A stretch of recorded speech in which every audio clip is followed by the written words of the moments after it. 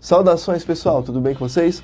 Eduardo aqui novamente, dessa vez para um vídeo um tanto quanto diferente. Hoje eu trago um vídeo de informações e um tanto quanto um vídeo de história, tá certo? Então, senta aí que nós vamos agora ter um papo aqui sobre munições e eu quero inicialmente fazer uma pergunta a vocês. Eu trago aqui comigo 3 munições, olha só. Primeiramente, uma 38 SPL, uma 38 SPL mais P e uma 38 SPL mais P+. E é sobre isso que nós vamos conversar hoje. O que faz uma munição tornar-se mais P, o que faz uma munição tornar-se mais P+. Inicialmente eu devo dizer que muitos dos atiradores já têm a noção do que é, mas também muitos deles não sabem o background por trás da chegada nesse resultado aqui, e é isso que nós vamos conversar hoje aqui. Então, eu já vou inicialmente falar com você aqui que gosta do canal CTA Clube de Tiro. Se inscreva no canal, já vai divulgando aqui nossos vídeos. Nós iremos agora iniciar uma série de vídeos aqui também com uns assuntos mais densos, com mais informação, mas que irão te trazer esse conhecimento. Então, desde já, eu já vou pedir aqui adiantado. Gostou do vídeo? Deixa aqui um gostei no momento que você achar mais interessante e já deixa aqui o seu inscrito no canal do CTA Clube de Tiro, pois estaremos em breve trazendo mais vídeos a respeito. Tem alguma coisa a comentar a respeito do vídeo? Ao longo dele você pode deixar aqui um comentário também, tá certo? Então vamos lá começar aqui sobre a história das munições mais P e mais P+.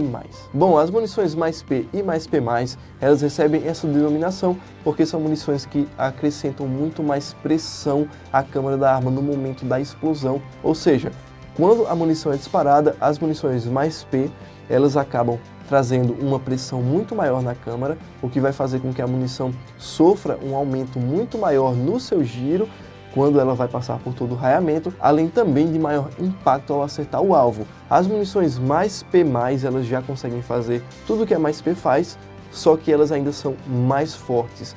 E essa pressão é devido à alteração do propelente.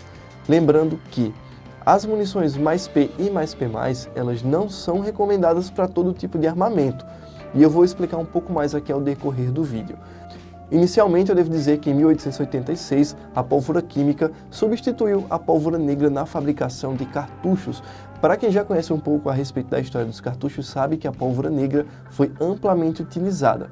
E a pólvora química, quando substituiu a pólvora negra, ela fez com que os cartuchos utilizassem menos propelente para que pudessem realizar toda a explosão e o disparo, consequentemente, da munição.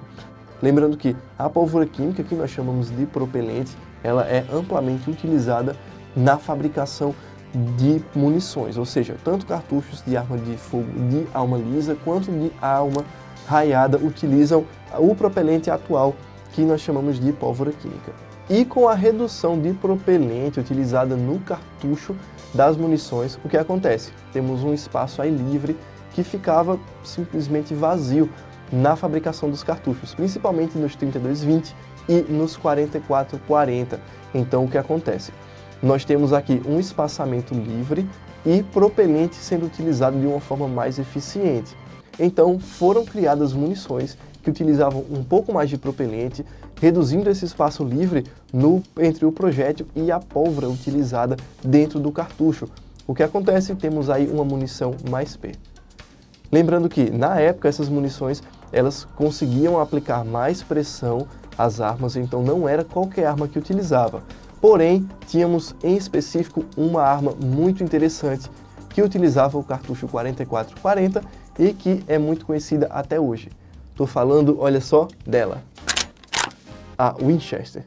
Aqui eu estou com uma carabina Puma, mas é justamente para representar na época o que eram as carabinas utilizadas. Lembrando que eu estou falando aqui de uma época muito atrás, ou seja, 1800 e um pouquinho, então é muito tempo, e essas carabinas aqui já eram amplamente utilizadas.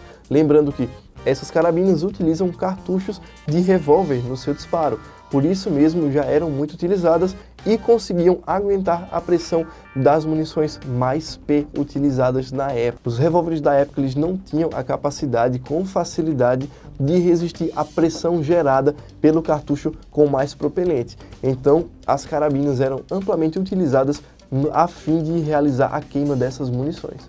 Então, quando essas munições eram utilizadas e acabavam prejudicando os revólveres, fez com que as munições mais P acabassem saindo de linha naquela época. As munições mais P eram utilizadas amplamente nas carabinas.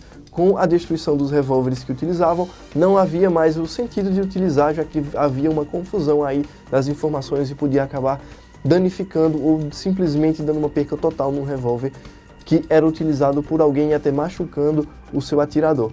Então, apenas em 1920 nós recebemos de fato as primeiras munições mais P que foram de fato ao mercado. Então, em 1920, quando elas de fato começaram a ser fabricadas com a nomenclatura de mais P, essas munições foram amplamente utilizadas para rifles, carabinas e revólveres de armação reforçada, que eram justamente os revólveres que conseguiriam aguentar a pressão causada pelo disparo de uma munição mais P, principalmente os revólveres Colt.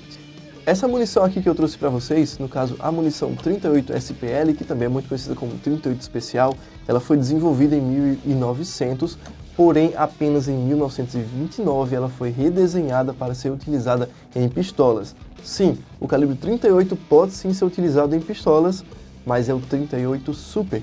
É um calibre literalmente específico feito para pistolas, que é um redesenho do calibre 38 SPL. Ele então recebeu a primeira versão sua em mais P, que foi o 38 Super mais P, e que foi um sucesso estrondoso de vendas na época, sendo por muitos considerado simplesmente o melhor calibre para pistolas da época, que era o 38 Super, inclusive por utilizar uma versão da sua munição com mais propelente. Porém, elas só começaram a ser amplamente divulgadas e conhecidas em 1974, quando a SAMI adotou a nomenclatura mais P como denominação de munições que utilizavam mais propelente e assim causavam mais pressão à câmara das armas no ato da explosão. E com o passar dos anos, a indústria armamentista foi desenvolvendo-se, ganhando tecnologia e fez com que as munições mais P tornassem amplamente mais divulgadas ainda e fez com que as armas conseguissem resistir ainda mais às pressões dos disparos realizados com essas munições.